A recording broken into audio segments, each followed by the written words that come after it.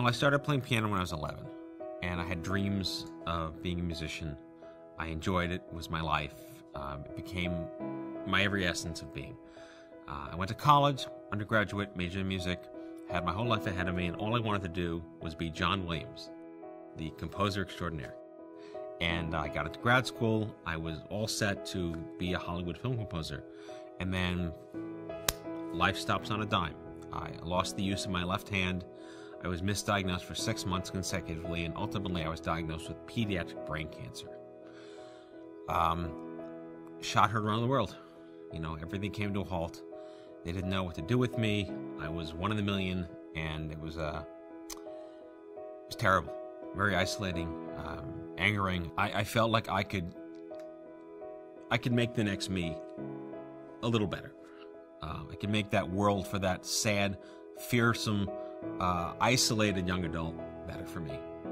So the 21st century brought with it this amazing culture shift, this amazing anthropology where our individual voices could make a huge echo. There could be a resonance that was never heard before from one person. And it wasn't just getting on a soapbox and talking to a crowd. You're getting on a soapbox with a purpose. The crowd determines if it's valuable, and the crowd will listen to you, and the crowd will share that with everyone else. So the idea of being able to make a difference was amplified thanks to the internet. The idea of consumer content, generated original content, was out there. People were sharing everything that was wrong with them, everything that was right with them. They were inspiring people left and right. And a new age of consumer empowerment was born.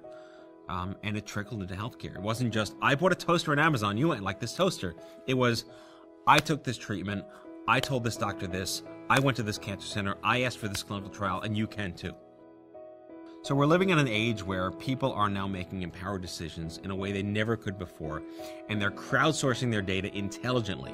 I think more than ever, people know where bunk is on the internet, and they know where to look for reasonable, respectable, credible, and trustful content out there. I believe that what our organization has done, stupidcancer.org, is give an entire generation of patients the idea that they belong to a community that they can trust, that they can believe in, and that can help them go back to their doctors and talk about what matters to them.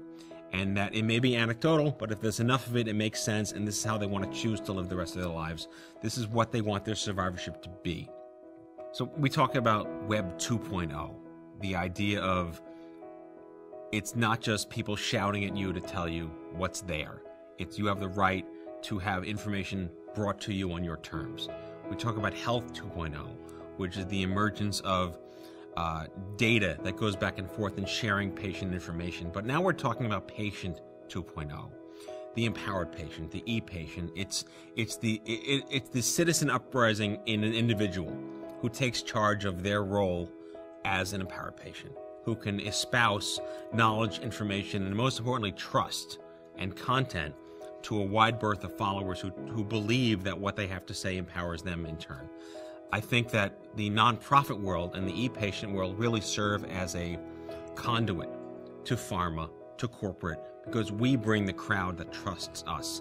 And it's the responsibility of big industry to realize that if they want to bring credible value and targeted content and meaningful purpose through their programs and services and their products, you have to work with the e-patient crowd. We are the gatekeepers of trust, and that with great power comes great responsibility. Like, I don't just haphazardly say drink snake oil.